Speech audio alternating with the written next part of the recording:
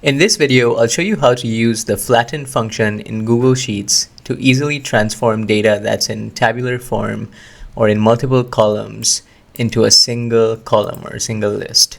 So in this example, I have some sales data that's broken down by week and day, but this is in a table or tabular format. So what I want to do is create a list of sales data by day instead of having this in a tabular form. So how I can easily do this is by using the flatten function and then selecting the data in the table and then just hit enter, and there you go. We were able to easily transform this tabular data into a list of daily sales. So as you can see, the data for the first week, which is 10, 20, 15, and so on until 40, is represented by the first 7 data points here. So 10, 20, 15, 30, and so on, followed by the second week and then the third week and so on. Now, say you wanted to also break this down further by week.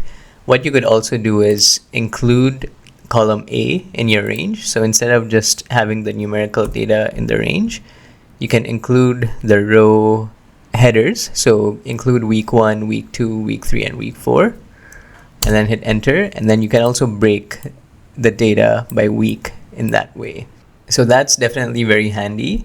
Now let me show you another example using a different set of data. So in this example, I have a list of countries by continent. So what I want to do is make a combined list of countries in this column here across all the continents.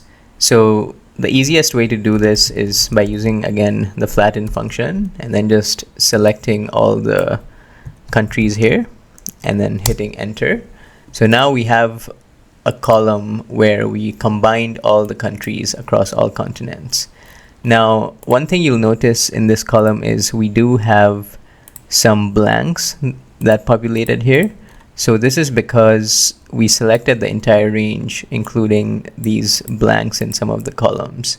So the way to remove this is by using the filter function and then just copy paste the flatten function here and then specify that we do not want any blanks. So not equal to blank, and then hit enter, and there you have it. So we now have removed any blanks in the data. Okay, perfect. Now let me show you one more example. I have here some names of the people who passed each subject. So for instance, for math, we have 2 people who passed, Oliver Smith and Amelia Johnson.